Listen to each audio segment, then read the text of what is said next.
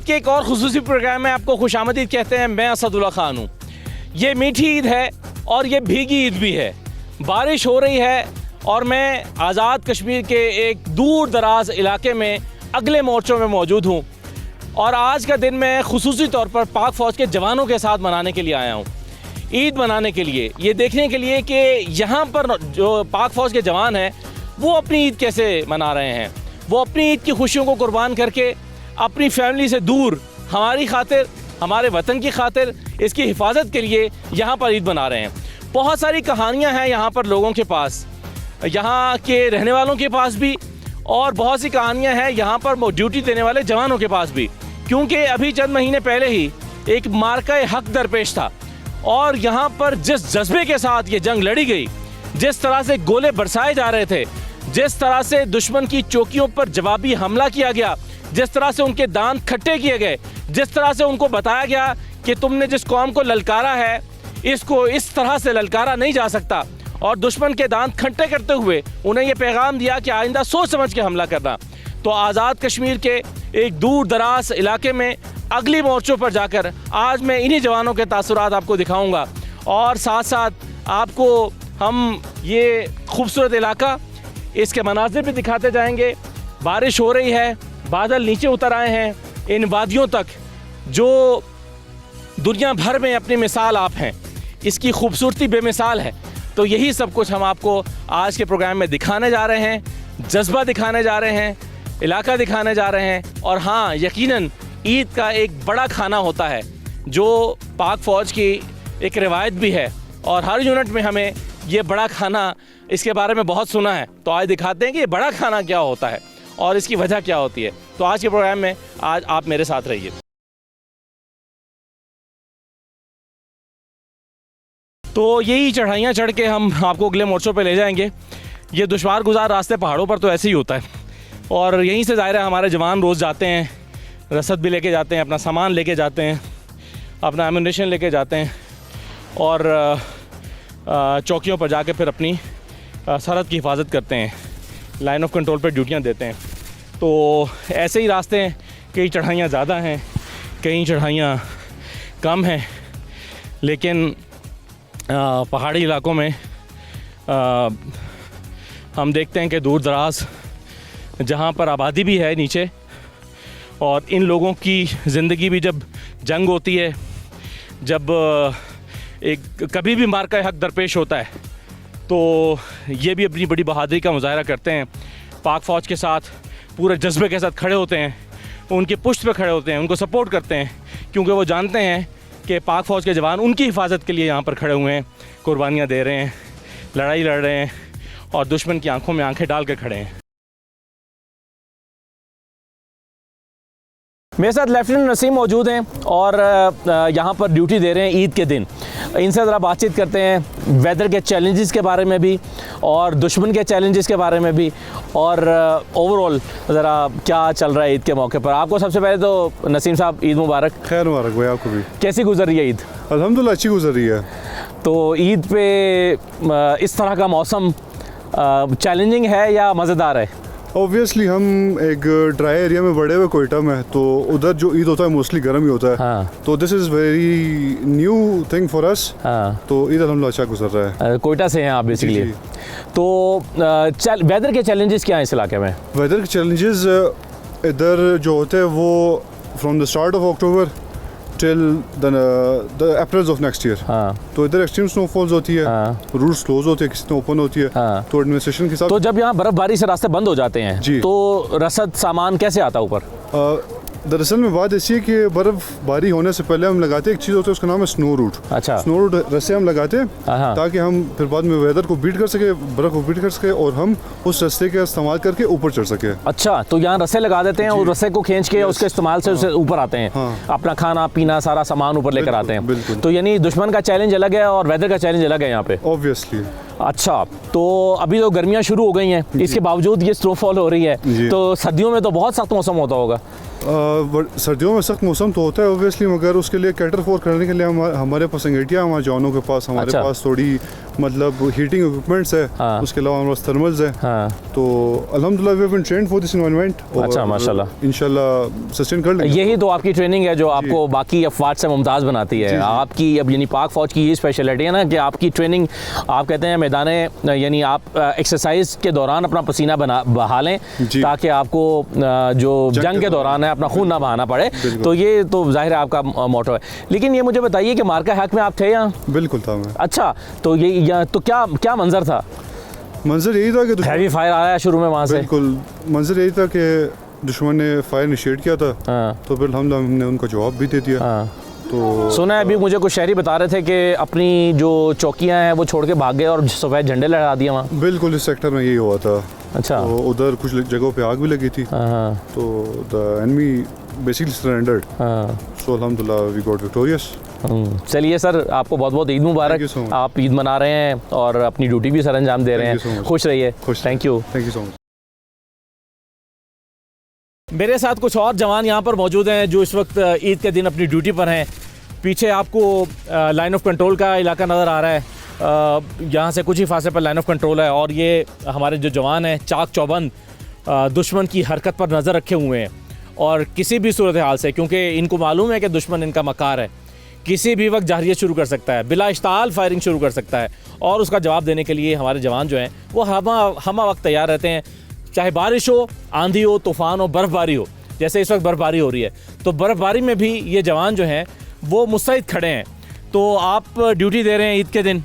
सबसे पहले तो आपको बहुत बहुत ईद मुबारक। आपको भी मेरी तरफ से ईद मुबारक हो। शुक्रिया। बिस्मिल्लाहिर्रहमानिर्रहीम। सर, ये हमारे लिए फ़ख्र का बायस है कि हम यहाँ पे ईद गुजार रहे हैं। हाँ। और ये हम इसलिए फ़ख्र महसूस करते हैं कि हमारी जो पीछे पूरी पाकिस्तानी आवाम है, जो हमारी माएँ हैं, बहनें हैं, बुज़ुर्ग हैं और बच्चे हैं, ये अपनी जो ईद है ये खुशी से मना रहे हैं। तो इसलिए हम फ़ख्र महसूस करते हैं कि हम यहाँ पे। तो ये सर्द मौसम आपको तंग नहीं करता?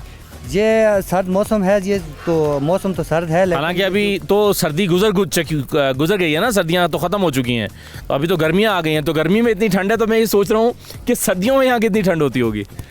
ये सर्दियों में हमारे इसी तरीके के इंतजामात होते हैं, इसी तरीके की ड्रेसिंग होती है, इसी तरीके की हमारी बेडिंग होती है जो हम इस्तेमाल करते हैं। तो आपको यहाँ पर ड्यूटी देने के लिए ख़ास तौर पर ट्रेनिंग दी गई है? हमें ये यहाँ पर जो हम बेसिकली ट्रेनिंग करते हैं तो इसमें ये इसका एक बेसिकली हिस्सा होता है। ये हमें मुकम्मल बताया जाता है और इसकी हमें ट्रेनिंग दी जाती है और इसकी बार बार रिहर्सलें की जाती हैं कि आपने सर्दी में, बर्फ़ के सीज़न में आपने किस तरीके दुश्मन का मुकाबला करना है और आपने आपको सेफ रखते हुए दुश्मन के ऊपर कारी ज़रूर। और इस दफ़ा तो जो ईद आई है वो यौम दिफा के मौके पर आई है, 23 मार्च भी है, तो यानी दोहरा एक मोटिवेशन है, दोहरी मोटिवेशन है जवानों के लिए। आप मार्का हक में थे यहाँ पे? जी बिल्कुल, मैं था मार्का हक में। अच्छा, तो खूब दुश्मन पे गोले बरसाए आपने? जी बिल्कुल, खूब गोले, दिल भर के? जी बिल्कुल, जितना दिल किया उतना मिशन हमने फूका है दुश्मन पे और दुश्मन को हमने बहुत ज़्यादा मतलब। और एक सोल्जर तो इस मौके का इंतजार भी करता है ना कि जब उसको मौका मिले उसका हाथ खोले ज़रा। जी जी बिल्कुल, हमारा यही होता है कि यार कब फायर स्टार्ट होगा, कब हम जो है ना मुख्तलिफ तरह तरह के हमारे पास वेपन होते। बस ये सिर्फ 10% था, बाकी 90% हमने उनको दिखाया ही नहीं। अच्छा जी, जो 90% हमने दिखाना था उनको वो दिखाया। चले, बाकी 90% का ये इंटरव्यू देखेंगे तो उनको पता चल जाएगा। जी बिल्कुल बिल्कुल। अच्छा, तो क्या हुआ क्या था उस दिन? कुछ हमसे अपनी मेमोरीज शेयर करें। बस मतलब कि दिन को तो मतलब कि नॉर्मली फायर स्टॉप हो जाता था और तकरीबन 5 साढ़े 5 के बाद मतलब कि दोबारा फायर स्टार्ट होता था। 5 से लेकर सुबह तक फायर होता था। अच्छा, तो वो इधर से भी फायर होता था, उधर से भी जवाबी कार्रवाई होती थी। तो सुना उन्होंने आबादियों पे भी मारे हैं? जी बिल्कुल, इधर से उन्होंने ज़्यादातर हमारे सिविल आबादी को हिट किया है। आपने सिर्फ मोर्चों को हिट किया, उनके दुश्मनों को? उनकी जो अस्करी पोस्टें थी या जो भी फौजी तनसीबात थी हमने उनको हिट किया। और आखिर में उन्होंने आपसे रिक्वेस्ट की कि प्लीज़ हमें जो है वो अपनी लाशें उठा लेने दें, बस कर दो थोड़ी देर आखिर पे। तो आपने फिर सेलिब्रेट किया अपनी जीत को? जी बिल्कुल, बहुत अच्छे से सेलिब्रेट किया है। और अभी ईद के मौके पर मैं देख रहा हूँ कि जवान जो हैं वो सारे याद कर रहे हैं अपने मार्का हक को ना। वो कह रहे हैं कि यार ईद का मौका है, ईद की खुशियों के साथ ज़रा उस खुशी को मिलाकर देखते हैं। तो यानी उसके बाद ये आपकी छोटी ईद आई है, तो जाहिर है एक एक्साइटमेंट जो है वो नौजवानों के अंदर मौजूद है। तो बहरहाल आप लोगों के लिए बड़ा दाद है यार, आप लोग सख्त मौसम में ड्यूटियाँ कर रहे हैं और हर वक्त दुश्मन के सर पर खड़े हुए हैं और जाहिर है उनके ख़तरात भी हैं, वो किसी भी वक्त जो है वो जारियत कर सकते हैं। तो ये जी हमारे जवान हैं, हम सब की तरफ से इन जवानों को ईद मुबारक। ये खड़े हैं बॉर्डर पे तो हम अपने घरों में बैठे हैं, सुकून के साथ बैठे हैं। यही वजह है सिविलियन यहाँ के रहने वाले शहरी हैं, वो आए थे वादी लीपा के, सब आए, आकर इनको ईद मुबारक कह रहे थे, इनके लिए घरों से अपने कुछ खाना बना के लाए हैं, क्योंकि उन्हें पता है कि उनका तहफ़्फ़ुज़ जो है वो इनकी वजह से है, इनकी वजह से वो लोग महफूज अपने घरों में बैठे हैं। तो ये एहसास सिर्फ यहाँ वादी लीपा के रहने वालों में नहीं है, ये एहसास जो है वो हम इस्लामाबाद में या लाहौर में या किसी और शहर में बैठे हुए लोगों के भी इतना ही उनके दिल में एहसास है कि इन जवानों के हाथ में ये बंदूक है जिसकी गोली से दुश्मन डरता है, तो हम वहाँ पर महफूज बैठते हैं। मौसम बहरहाल सख्त होता जा रहा है, मैंने लेकिन आपको कुछ चौकियों पे भी लेकर जाना है और वहाँ पे भी दिखाना है कि जो लोग चौकियों में खड़े हैं वो क्या कर रहे हैं और उनकी ईद कैसे गुजर रही है। देखते ही देखते पूरी वादी ने बर्फ़ की सफ़ेद चादर ओढ़ ली है और सर्दी भी बढ़ गई है। ऑब्वियसली मुसलसल बर्फबारी हो रही है, रास्ते भी बंद हो रहे हैं। मैं ख़ुद भी परेशान हूँ, हम भी परेशान हैं कि यहाँ से वापसी का सफ़र कैसे करेंगे, क्योंकि यहाँ बर्फ़ पड़ती है तो फिर 3-3, 4-4 दिन के लिए बर्फ़ पड़ जाती है, रास्ते बंद हो जाते हैं।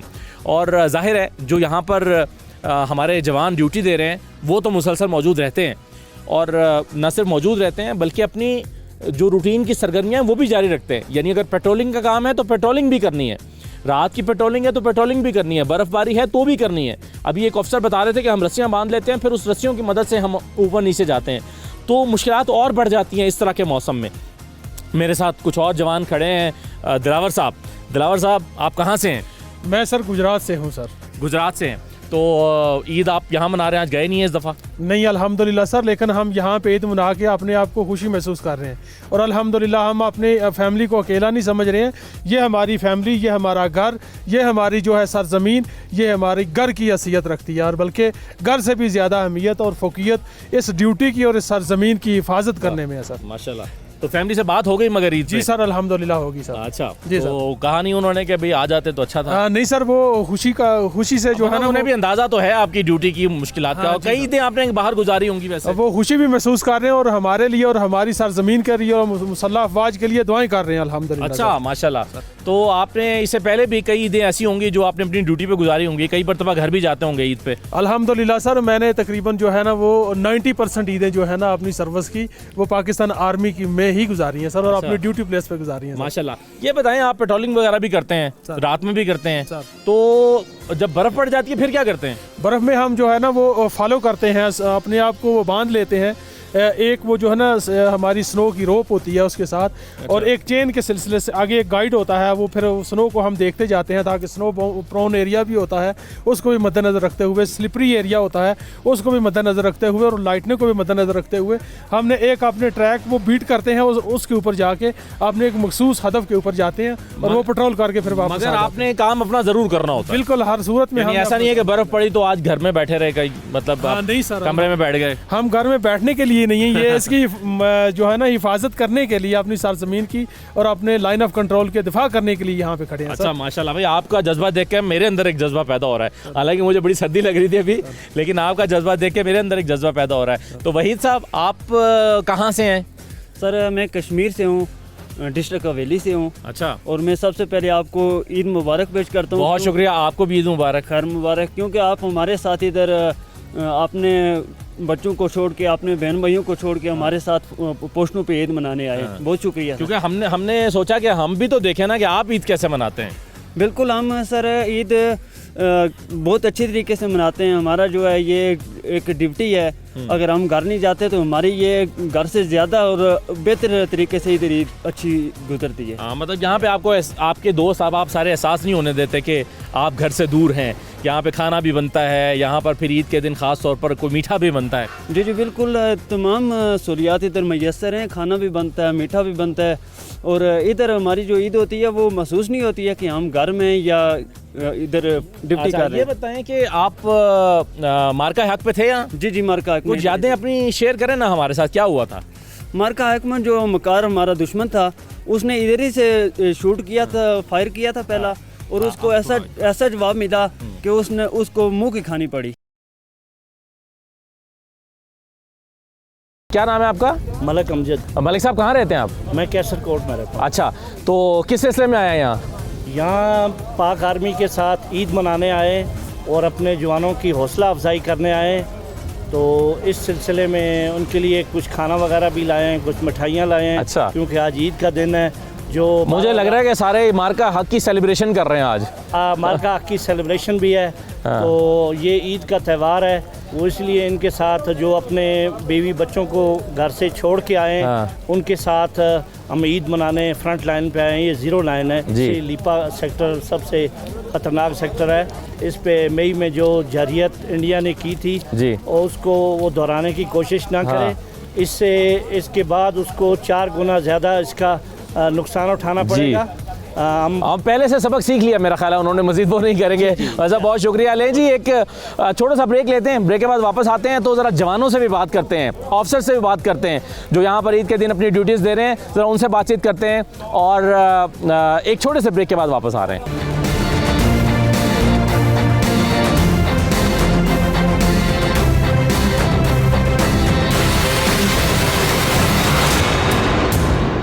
मेरे साथ एक शहरी मौजूद हैं जो लाइन ऑफ कंट्रोल पे रहते हैं और मार्का हक के भी चश्मदीद गवाह हैं। जो कुछ यहाँ पर जंग के दिनों में हो रहा था वो सब इन्होंने देखा है।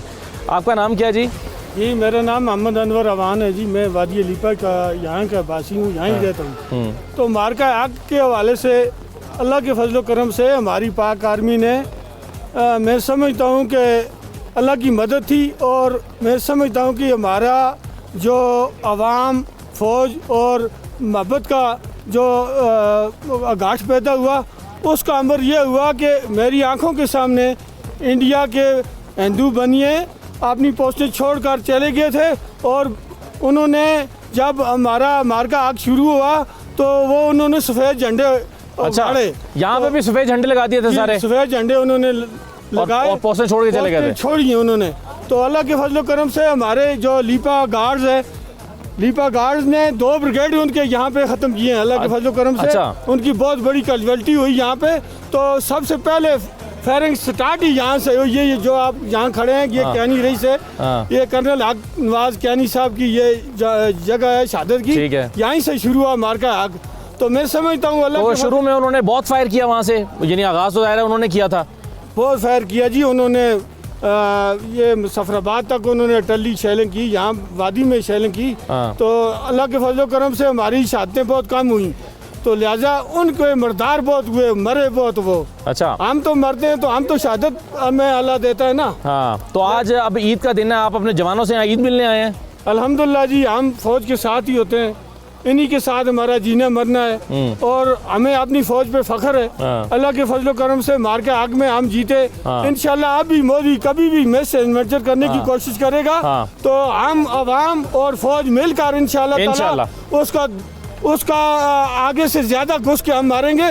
और ये मैं बात कहना चाहता हूँ मोदी को, कभी भी सोच के मिस एडवेंचर नहीं करना। तो मुझे उम्मीद है अल्लाह ताला से मोदी कभी भी ऐसा काम नहीं करेगा। हमने दोबारा जरूरत नहीं करेंगे, दोबारा जरूरत नहीं करें। और हमें फ़ख्र है अपने डॉक्टर कदीर पर और हमें फ़ख्र है अपनी हुकूमत पर और हमारे फ़ख्र है अपने आर्मी चीफ पर आसिम मुनीर साहब पर कि इंशाल्लाह ताला वो जब भी मोदी मिस एडवेंचर करने की कोशिश करेगा हमारे फ़ज़ाइया, हमारा बेरिया, हमारी पाक फौज इंशाल्लाह ताला भरपूर जवाब देंगे और हम अवाम साथ होंगे। मैं खुद भी इंशाल्लाह ताला अल्लाह के फजल करम से मार्का हक में मैंने जहाद किया, अल्लाह के फजल करम से हमने पहरे दिए। सिविलियंस भी पाक फौज की मदद कर रहे थे जी, हमने खुद की मदद की अल्लाह के फजल करम से। हमने असला पहुँचाया आगे पोस्टों पे, हमने पहरे दिए अपनी वादी में, अपने फौजियों के साथ पोस्टों पे खड़े रहे। अल्लाह का लाख लाख शुक्र है। माशाल्लाह। हमें मौत आएगी तो हम शहादत हमें नसीब होगी तो हिंदू बनिए मरेंगे, उन्हें वो मुर्ताद होकर मरेंगे इंशाल्लाह जी। देखें जो जज्बा है लोगों का वो आपको नज़र आ रहा है और जिस तरह से वो बता रहे हैं कि मार्का हक पे उन्होंने अपनी आंखों से देखा कि वो अपने जवानों के साथ खड़े थे यहाँ के लोग, क्योंकि वो कहते हैं कि हमारा जीना मरना अपने जवानों के साथ है, क्योंकि जवान इनकी हिफाजत के लिए खड़े हुए हैं। ये देखें नीचे आबादियाँ, ये आबादियों में यहाँ पर रहते हैं और ये ऊपर चौकियाँ हैं और वो कह रहे हैं कि हमने अपनी आंखों से देखा कि किस तरह से लोगों ने यहाँ पर जो जब जंग हुई तो जो दुश्मन की चौकियाँ थी वो अपनी जगह छोड़ के, अपनी चौकियाँ छोड़ के चले गए, सफ़ेद झंडे उन्होंने लहरा दिए। तो ये पहले मैं कह था कि मीठी ईद है, फिर मैंने आपको बताया ये भीगी ईद है। तो यही चैलेंजेस हैं इस इलाके के कि यहाँ पर मौसम का कुछ पता नहीं है। हम यहाँ पर आए थे तो मौसम चेक करके आए थे कि ईद पर मौसम कैसा है, तो हमें पता चला कि मौसम खुला हुआ है, लेकिन फिर पता चला कि अचानक यहाँ पर बारिश शुरू हो गई और अभी हम देख रहे हैं कि स्नोफॉल शुरू हो चुकी है। हालांकि रात को प्रेडिक्शन थी कि रात में, अब ताज़ा प्रेडिक्शन ये थी कि रात में स्नोफॉल होगी, लेकिन इस वक्त बर्फबारी शुरू हो चुकी है, तो कोई पता नहीं है कि थोड़ी देर में रास्ते जो हैं वो ब्लॉक हो जाएं। इस तरह के यहाँ पर, आप भी यहाँ के रहने वाले हैं जी? मैं यहाँ के रहने वाला हूँ। क्या नाम है आपका? मेरा नाम मोहम्मद सदीक शेख है जी। अच्छा। काउंसलर हूँ मरकज लीपा से। अच्छा जी, तो यहाँ पर मौसम का यही कुछ पता नहीं चलता, कब बारिश है कब बर्फबारी है। कहते हैं ना कि लीपा के मौसम का लाहौर के फैशन का कोई पता नहीं होता है। अच्छा, लाहौर के फैशन का और लीपा के मौसम का कोई पता नहीं होता। अच्छा, तो लेकिन अच्छा है, हम तो चूँकि आपके लिए तो ये एक रूटीन की बात होगी, हमें तो बड़ा मज़ा आ रहा है, गर्मियों में सर्दी देखने को मिल गई है। कुछ बताएंगे आप, ये आप लाइन ऑफ कंट्रोल पे रहते हैं, कुछ खौफ नहीं होता आपको? नहीं, हमें खौफ नहीं है, हम तो बल्कि हमारा अज़म जुआ है। हम सरहदी इलाकों के रहने वाले लोग हैं, हमारी परवरिश ही फायरिंग में, गोलाबारी में हुई है। हम शुरू से इस वक्त तक हमारी आवाम मुसल्लह फौज पाकिस्तान के साथ रहकर ये मार्के हक बिनान मरसूस में जिस तरह हमारी कौम ने अपनी फ़ौज के साथ खड़े होकर कुर्बानियाँ दी हैं, इसकी मिसाल नहीं मिलती है। और हम इस अज़म के साथ आज भी डटे हुए हैं। आप कहाँ रहते हैं? मैं प्रॉपर लीपा में रहता हूँ। नहीं, कहाँ पे, किस साइड पर आपका घर है? ये नीचे है मेरा घर। अच्छा, लीपा में। अच्छा, सही है। से आप ऊपर आए हैं, जी, ठीक है। अच्छा, तो अब ये जो भी मार्का हक हुआ था, उसमें इलाके में खौफ राज फैल गया था, क्या हुआ था, या लोगों का जज्बा जवान था? लोगों का जज्बा जवान था। मैं कहता हूँ हम कभी खौफज़दा नहीं होते हैं। अच्छा, हम फायरिंग में भी, इटरली शेलिंग में भी हम लोग नकलो हरकत करते हैं और अपनी, मैं कहता हूँ लोग बिंकरों के बजाय अपनी सरहदों की तरफ जाते हैं। अच्छा, यहाँ आर्मी को ज़रूरत होती है लोगों की, उस तरफ मूवमेंट करते हैं। अच्छा, यानी लोग घरों में छुप नहीं जाते, आगे कहते हैं हमारी मदद की जरूरत है तो हम तैयार हैं। बिल्कुल, हम वक्त हम तैयार हैं और हम शहादत की मौत को तरजीह देते हैं जिल्लत की जिंदगी। भाई, ये जज्बा जिस जगह के शहरियों का ये जज्बा हो, उसको हमको शिकस्त नहीं दी जा सकती। और देखें, जब फ़ौज के साथ उसके शहरी खड़े हों, उसकी पुष्ट पर खड़े हों, उसको सपोर्ट करने के लिए खड़े हों, उसका जज्बा बढ़ा रहे हों, और फ़ौज के जवानों को भी पता हो कि हमारे शहरी हमारे साथ खड़े हैं, तो फिर उनका जज्बा जो है वो दीदनी, उनका भी जज्बा दीदनी हो जाता है। तो यही, ये जो शहरी हैं यहाँ के रहने वाले, इनका जज्बा भी हमें यही दास्तान सुना रहा है। एक और शहरी भी यहाँ पर मौजूद है। अस्सलाम वालेकुम जी। क्या नाम है आपका? राना आशिफ हुसैन। अच्छा, राना साहब, आप भी यहीं रहने वाले हैं? जी, मैं इधर साथ ही रहता हूँ घी कोट में। अच्छा जी। तो यहाँ हम अक्सर सुनते हैं कि लाइन ऑफ कंट्रोल वालों की ज़िंदगी बड़ी एक मुश्किल सी होती है, क्योंकि पता नहीं चलता कब फायरिंग शुरू हो जाए, कब गोलाबारी शुरू हो जाए। तो क्या होता है जब ये सारे वाक़यात होते हैं? जी, मैं आपको बताऊं कि जब भी फायर होता है, अल्हम्दुलिल्लाह हमने अपनी सेफ्टी के लिए बंकर्स वगैरह भी बनाए हैं सिविल कम्युनिटी ने, और उसके अलावा जो हमारे जवान और जो हमारे बूढ़े माएँ हम वक्त तैयार रहते हैं कि अगर हमें पाक आर्मी ने पुकारा या वतन ने पुकारा तो हम आगे की तरफ एडवेंचर करेंगे, पीछे नहीं हम जाएंगे। अच्छा। तो जिस तरह 9 और 10 मई को भारत ने एक एडवेंचर किया, तो बुनियादल मरसूस की सूरत में आप यकीन जानिए कि जब इंडियन आर्मी की शेलिंग इधर हो रही थी तो हम बड़ी मुश्किल से बच्चों को धकेल के अंदर करते थे। वो कहते थे कि हम आगे जाएंगे, हमें अपनी फौज के साथ आगे जाना है। मेरा 6 साल का बेटा है, वो कहता था पापा मुझे आगे जाने दे। तो अल्हम्दुलिल्लाह जज्बा लोगों का दीदनी था उस वक़्त भी, हमारी माओं बहनों का, बल्कि हमारी औरतें ये कहती थी कि हम रोटी वगैरह जो भी ग़ज़ाए खुर्द-नोश है वो आगे अपने जवानों के लिए पहुँचाएंगे।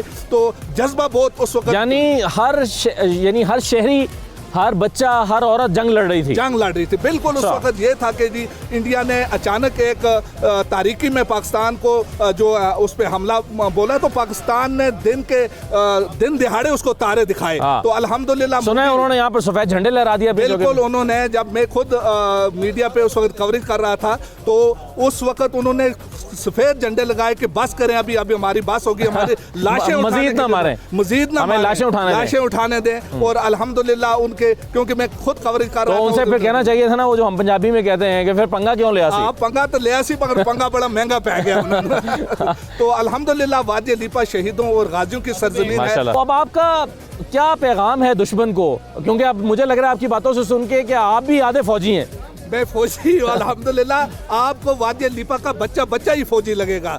तो हमारा पैगाम मोदी सरकार को ये है कि नई वाली गलती दोबारा ना करना। ये ना हो कि आपसे श्रीनगर तो वो तो कश्मीर हमारा है, दिल्ली भी ना कहीं चला जाए। इंशाल्लाह लाल किले पे हम पाकिस्तानी झंडा लहराएंगे। पाकिस्तान आर्मी में अल्हम्दुलिल्लाह इतना पेशेंट है, प्रोफेशनल आर्मी है ये दुनिया की, तो अल्हम्दुलिल्लाह हम आप देखें ये स्नोफॉल है। आज ईद का दिन है, हम अपने जवानों का हौसला बुलंद करने के लिए इधर फ्रंट लाइन पे आए हुए हैं ताकि हमारे जवानों का हौसला तजल्जुल में ना चला और जाए। उन्हें एहसास हो कि हमारे लोग हमारे साथ खड़े हैं। बिल्कुल, उनको ये एहसास हो कि हमारे घर वाले उधर हैं। तो कुछ पका के भी लाए हैं उनके लिए, मीठा सा सब कुछ लाए। जो हमारी रवायती इधर सुर्ख चावल है जो दुनिया में नायाब है, अच्छा। वादी लीपा का, वो हमने उनके लिए लाया। बाकी जो भी इधर की लोकल जो डिशेज हैं वो उनके लिए लाते हैं। हम हमेशा हम जब भी कोई नेशनल डे हो, जब भी कोई मतलब है पाकिस्तान का कोई बड़ा तारीखी दिन हो, तो हम पाकिस्तान आर्मी के साथ अपने सेलिब्रेट करते हैं आकर। माशाल्लाह जी, ये ज़बरदस्त। और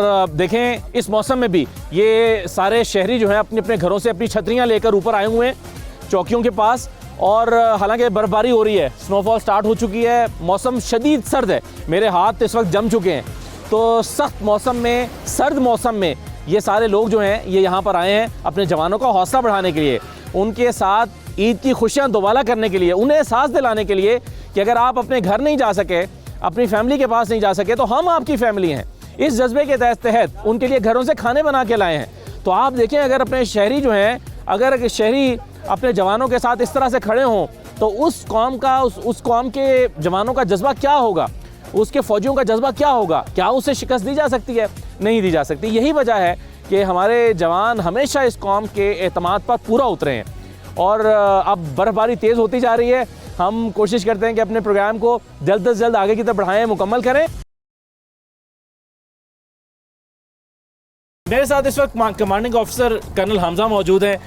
जवानों का हौसला बढ़ाने के लिए, उनको ईद मुबारक कहने के लिए यहाँ पर आए हैं और जवानों के साथ खड़े हैं, उनसे हम बातचीत करते हैं। बहुत शुक्रिया कर्नल साहब, आपको ईद मुबारक। बहुत शुक्रिया, आपको भी हमारी तरफ से खैर मुबारक। ये मौसम भी एक चैलेंज है यहाँ पर जी। आपने जैसे इस एरिया को देख लिया है, ये एरिया की टेरेन, क्योंकि ये एक माउंटेनियस टेरेन है जी, और यहाँ का वेदर, तो ये हमें यहाँ पे आने से पहले इसकी एक स्पेशलाइज ट्रेनिंग करनी पड़ती है, प्री प्लानिंग करनी पड़ती है, टाइम से पहले हमें सोच के चलना पड़ता है। तो हम यहाँ पे अच्छे तरीके से, एक मौसर तरीके से अपनी जिम्मेदारियाँ पूरा। मैं भी आपके जवानों और अफसर से बात कर रहा था कि ये तो अभी गर्मियों का आगाज़ हो गया है और हम देख रहे हैं कि इतनी सर्दी भी है और बर्फ भी पड़ रही है, लेकिन जब सर्दियाँ होती हैं, जब आपको यानी यकीन होता है कि बर्फ़ पड़नी है और कई फीट तक पड़ती है, फिर आप कैसे मैनेज करते हैं इसे? जी बिल्कुल, अभी तो आप देख रहे हैं क्योंकि जो पीक विंटर मंथ्स हैं वो जा चुके हैं।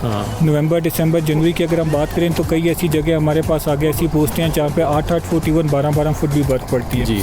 और मैंने जैसे पहले जिक्र किया कि क्योंकि ये माउंटेन वॉरफेयर है, हमें यहाँ पे आने से पहले हम यहाँ पे स्पेशलाइज उसकी ट्रेनिंग करते हैं, क्योंकि सीवियर वेदर कंडीशन होती हैं जिसमें आपने सर्वाइव करना होता है, ना सिर्फ रहना होता है बल्कि दुश्मन को नकलो हरकत पे भी नज़र रखनी होती है और उसके हिसाब से अपनी।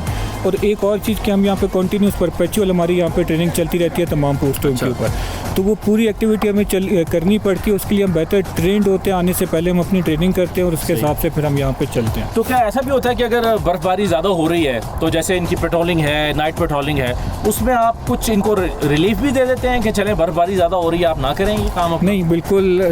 मैंने आपको बताया कि विंटर्स में हमारी एक अलहदा ट्रेनिंग रिजीम चलती है, समर्स में हमारी एक अलहदा ट्रेनिंग रिजीम चलती है, क्योंकि LOC इन्वायरमेंट की ये रिक्वायरमेंट है कि यहाँ पे एक परपेचुअल हमें अलर्टनेस लेवल मेंटेन करना पड़ता है। तो उसमें किसी चीज़ को हम वेदर की वजह से कॉम्प्रोमाइज़ नहीं कर सकते। पाकिस्तान आर्मी ने, अल्लाह का शुक्र है, हमें वो इक्विपमेंट दिया हुआ है। अगर हम क्लोथिंग की बात करें तो हमारे पास इस सर्दी में वो क्लोथिंग होती है कि जिसके ज़रिए हम अपनी वो सारी एक्टिविटीज़ को कंटिन्यू रख सकते हैं। तो कोई भी ऐसी एक्टिविटी जिसमें पेट्रोलिंग शामिल है, जिसमें एरिया डोमिनेशन शामिल है, जिसमें हमारी अपनी ऐसी एक्टिविटी शामिल है जिससे हम एनिमी को डोमिनेट कर सकते हैं, वो किसी भी वेदर कंडीशन की वजह से या टेरेन की वजह से हम कॉम्प्रोमाइज़ नहीं करते। क्या साहब, ये बताइए, मार्का हक में यहाँ पर बड़ी एक लड़ाई हुई थी, यानी मार्का हक का एक मार्का यहाँ पर भी लड़ा गया था, क्या हुआ था उसमें? जी बिल्कुल, मार्का हक यहाँ से ही मेरे ख्याल में उसका आगाज़ भी इसी सेक्टर से हुआ था और मार्का हक में काफ़ी हमने यहाँ से दुश्मन को बहुत मौसर हमने जवाब दिया था। अगर मैं पर्टिकुलर इस सेक्टर की बात करूँ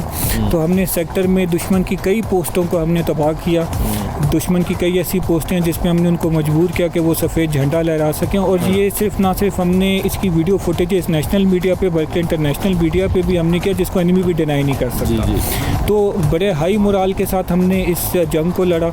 और बल्कि मैं अगर उसको कंक्लूड करूं तो जब मार्का हक भी कंक्लूड हुआ, जब हम पोस्टों पे गए और हमने अफसरों और जवानों से बातचीत की, तो सब ने एक ही ख्वाहिश अपनी वहाँ पे जाहिर की कि काश ये थोड़ा सा प्रोलॉन्ग हो जाता तो हम और मौसर तरीके से दुश्मन को जवाब दें, ताकि दोबारा ज़्यादा उनकी तबीयत बेहतर हो सकती है। बिल्कुल। चले, मेरा ख्याल है कि अब 10 दफ़ा वो सोचेंगे, बल्कि इससे ज़्यादा कि यहाँ से कैसा रिस्पांस आ सकता है। उन्हें अंदाज़ा हो गया होगा, अपनी किताब पे उन्होंने लिख लिया होगा कि यहाँ के जवान जो हैं जवाब कैसे देते हैं। तो आपका बहुत शुक्रिया, आपको एक मरतबा फिर ईद मुबारक, आपके जवानों को भी ईद मुबारक।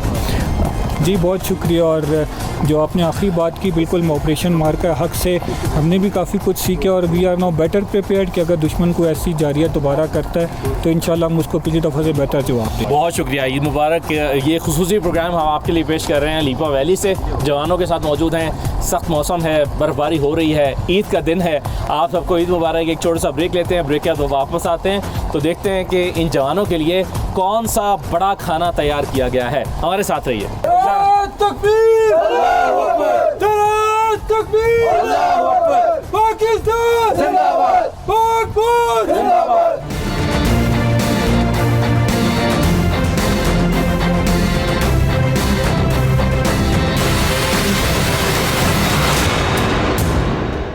ब्रेक के बाद आपको खुशामदीद कहते हैं और ये है ईद का बड़ा खाना। ये पाक फ़ौज की एक शानदार रिवायत है, एक खूबसूरत रिवायत जो हर ईद पे जवानों को के लिए एक बड़े खाने का एहतमाम किया जाता है। और इसे हम बड़ा खाना क्यों कहते हैं, मुझे इस बात की समझ नहीं आती। हमेशा जवानों के साथ ईद मनाते हुए लेकिन जवानों की आंखों में एक चमक जो है वो दिखाई दे रही होती है ईद की वजह से, जज्बे की वजह से। और बावजूद इसके कि वो अपने घरों से दूर होते हैं, अपने अजीज़ों अकरबा से दूर होते हैं। क्योंकि देखें, हम जब अपने घरों में ईद मना रहे होते हैं तो हमेशा हमारी ईद पर ख़ास फरमाइश होती है, ये बनाया जाए, वो पकाया जाए, हमारे लिए ये इस्तेमाल किया जाए। और हम घरों पे मज़े मज़े के खाने बनाते हैं। मगर ये जवान चूँकि अपने घरों में नहीं है तो इनको ईद यानी अपने घरों की याद कम से कम आए, भुलाई तो नहीं जा सकती, तो इनके लिए इस खाने का एहतमाम किया जाता है। तो जवान इस वक्त ईद का ये खाना खा रहे हैं। मेरे साथ अदनान साहब मौजूद हैं। अदनान, कैसे हैं आप? अल्हम्दुलिल्लाह, आपको बहुत बहुत ईद मुबारक। खैर मुबारक, आपको भी ईद मुबारक हो। तो ईद के बड़े खाने में और आम दिनों के खाने में क्या फ़र्क होता है? ईद का एक त्यौहार है जो हमारा, इसमें हम मिलजुल के जो दूर से दाएँ बाएँ के हुए होते हैं वो भी इकट्ठे हो जाते हैं, हम सब मिल के खाना खाते हैं और अल्हम्दुलिल्लाह बहुत अच्छा टाइम स्पेंड हो जाता है। कुछ ख़ास बनता है ईद के दिन? नहीं कि खास बनता भी है। सबसे बड़ी खुशी ये होती है हमारे लिए कि हम सब मिल के, और जिस तरह एक हमारा घर होता है, खुली होती है, उसके माने हम अल्हम्दुलिल्लाह खाना खाते हैं, हमें वो अच्छा फील। आप घर में होते हैं तो क्या खाते? घर में भी हम अल्हम्दुलिल्लाह इसी तरह ही खाते खाना। बाकी इधर हमारा ये है कि ये भी हमारा एक किस्म का घर है, तो इसमें भी हमारा अल्हम्दुलिल्लाह बहुत अच्छा खाना बनता है। एक अच्छा हमें फौज है, ये हमारा घर के मानक होता है, हम इसमें बहुत अच्छा टाइम स्पेंड करते हैं। फेवरेट फूड क्या है आपका जो आप शौक़ से खाते हैं? जी फेवरेट फूड में तो हर चीज़ अच्छी होती है अल्हम्दुलिल्लाह, जो अच्छा बना हो, जो अच्छा बना हो और जिसका मूड हो रहा हो। जी, जिसका मूड हो रहा हो हम खाएं। तो आप फरमाइश भी कर सकते हैं यहाँ पर। ईद के दिन आपसे पूछा जाता है कि आप इस ईद पर क्या खाना पसंद करेंगे। जैसे घरों में होता है, घरों में आपकी फरमाइश पूरी की जाती है, तो क्या यहाँ पर यह मौका मिलता है आपको? अल्हम्दुलिल्लाह यहाँ पे मौका दिया जाता है और बनता भी है। कोई भी ऐसी चीज़ नहीं होती जो कि भी हमें ना मिले, अल्हम्दुलिल्लाह हर चीज़ मिलती है और जो भी हमारा मूड कर रहा बनवा सकते हैं और खा सकते हैं। घर जाने को दिल कर रहा था ईद पे?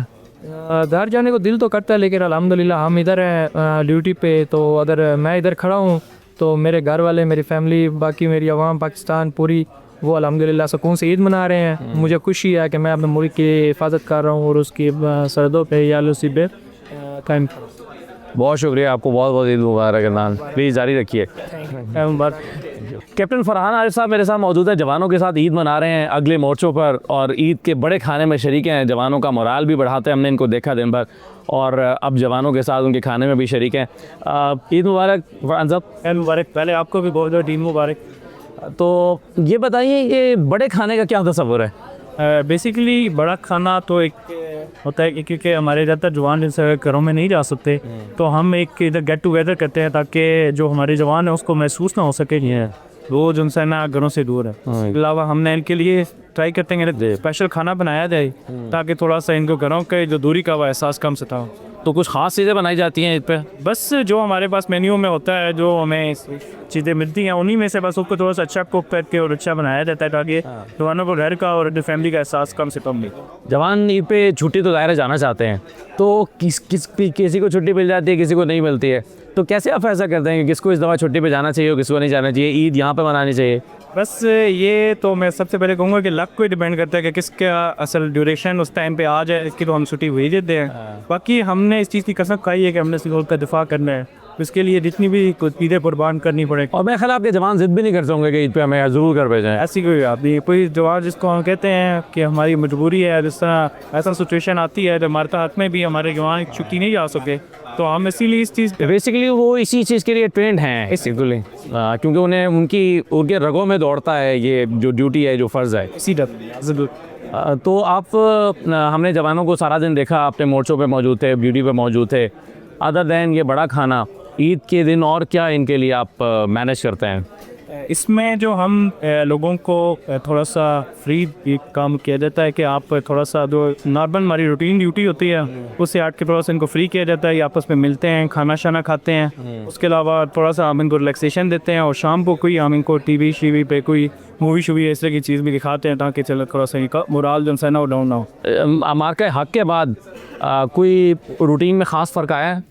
नहीं, पहले भी हमारी वही रूटीन थी, अभी वही रूटीन है। आपको पता है हमारा मकान दुश्मन है, कुछ ही टाइम कुछ भी कर सकता है। और मैंने देखा है कि जवानों का जज्बा बहुत बढ़ गया मार्का के बाद। नहीं, अल्लाह का बड़ा करम है, हमारा पहले भी जज्बा इसी तरह था। इंशाल्लाह आगे अल्लाह हमें ऐसी अगर सिचुएशन आई तो हमारा जज्बा से डबल हो गया। और इस मरतबा तो ईद जो है वो यौम दिफा के मौके पर भी आ गई है, तो यौम दिफा को हम वैसे भी रिलेट करते हैं अपने दिफा के साथ। इसी तरह ही है हमारा 23 मार्च जो है ना हमारा यौम दिफा का दिन है और इसको हम रिलेट करते हैं और इसकी वजह से हमारा जज्बा और हमारी जो मोटिवेशन है वो डबल हो जाती है कि अल्लाह का हम अपनी तरफ से बिल्कुल ट्राई करते हैं कि चलो हम रुकना मुल्क का दफा करते। बहुत शुक्रिया फरहान साहब, आपको बहुत बहुत ईद मुबारक। खैर मुबारक आपको बहुत। थैंक यू जी। अरशद साहब बहुत बहुत ईद मुबारक आपको।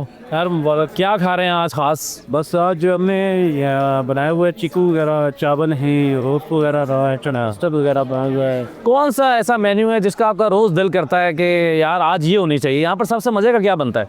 हमारे यहाँ तो ज़्यादातर चिकन करी और पुलाव का बहुत ज़्यादा लोग को रखते रहते थे, और फिर जवान खासकर जो है ना वो पुलाव और चिकन का ज़्यादा। अच्छा, ये तो आज बनाया हुआ ईद में भी मैं देख रहा हूँ कि ये बना हुआ है। हाँ बिल्कुल बना हुआ, और ये इनकी ख्वाहिश के मुताबिक ज़्यादातर लोग क्यों किसी का रहे रहते हैं, इसी चिकन और पुलाव बनाएगा।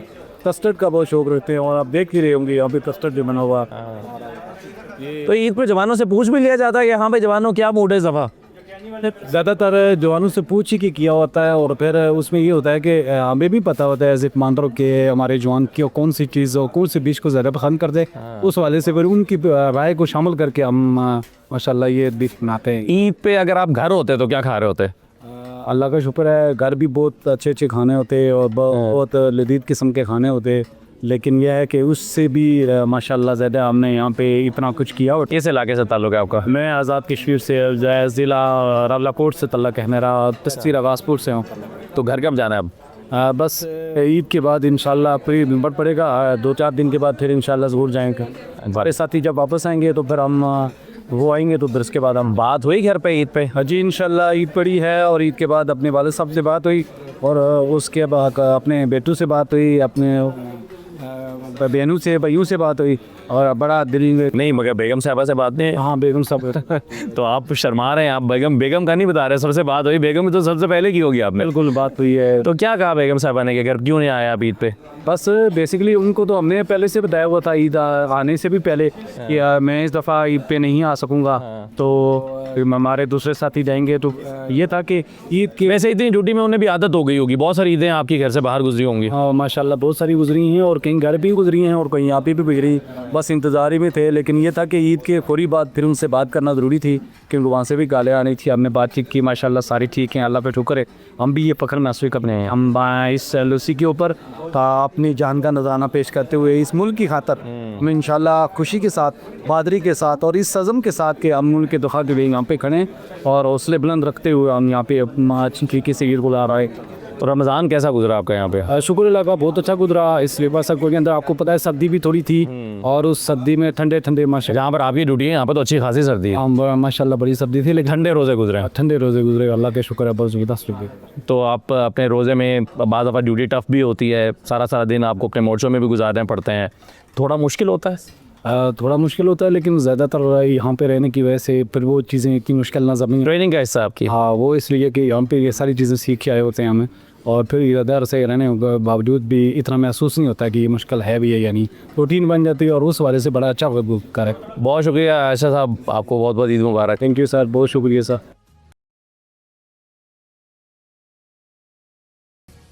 मेरे साथ लेफ्टिनेंट अरसलान मौजूद हैं, जवानों के साथ ईद मना रहे हैं और ईद के इस बड़े खाने में शरीक हैं। अरसलान साहब बहुत बहुत ईद मुबारक आपको। आपको भी बहुत। कैसी गुजर रही है ईद यहाँ? अल्हम्दुलिल्लाह बहुत अच्छी गुजर रही है अपने जवानों के साथ अपनी यूनिट में, और आई डोंट थिंक सो कि इससे बेहतर कोई मौका हो सकता है गुजारने का। शादी हुई है आपकी? जी बिल्कुल। अच्छा माशाल्लाह, आप बहुत यंग हैं, मैंने इसलिए आपसे सवाल कर लो। तो आप कब हुई शादी आपकी? It's been 2 months। 2 months? अच्छा, न्यूली मैरिड, माशाल्लाह, शादी की भी मुबारक आपको। Thank you. तो बेगम साहिबा ने कहा नहीं कि पहली ईद है घर आएँ? बिल्कुल, बेगम साहिबा ने कहा, पेरेंट्स हैं घर में, फैमिली है, बट आई थिंक रिस्पॉन्सिबिलिटी और जो हमारा ओथ है दैट इज़ इम्पॉर्टेंट थिंग। तो अपने जवानों के साथ, और ये भी हमारा घर ही है और ये भी हमारे सारे फैमिली है, तो इनके साथ भी ईद वैसी गुजर रही है जैसी घर। कहाँ से ताल्लुक़ है आपका? I am from Karachi. अच्छा, आप माशाल्लाह कराची से हैं, तो कराची से दूर दराज, लेकिन आप तो एक बिल्कुल दूसरे कोने में बैठे हुए हैं। बिल्कुल ऐसी है, बहुत कराची से दूर भी हूँ, और ये कि लेकिन सेम बात कि अपने जवानों में है तो घर जैसा महसूस। चलें, भाभी से हम कहेंगे कि ज़रा आदत डाल लें कि हमारे जो अफसरान हैं उनकी जो ईदें हैं वो तो फिर ऐसे ही जवानों के साथ गुजरती हैं, तो अपनी आदत बना लें, आइंदा बहुत सारी ईदें आपको ऐसे गुजारनी पड़ सकती हैं, लेकिन ईद के बाद इंशाल्लाह आप घर जाएंगे। इंशाल्लाह, बिल्कुल। तो ईद के मौके पर जवानों के लिए आपका क्या पैगाम होता है? जवानों के लिए सिर्फ पैगाम ये होता है, अभी जैसे आप देख रहे हैं कि बड़ा खाना चल रहा है यहाँ, तो सिर्फ इसी होता है ताकि इनका मोराल हाई रहे और इनको बेहतर से बेहतर खाना खिलाएं ताकि इनको घर से की याद कम आए, और हम इनके साथ कोशिश करते हैं कि टाइम ज़्यादा स्पेंड करें उस टाइम पे।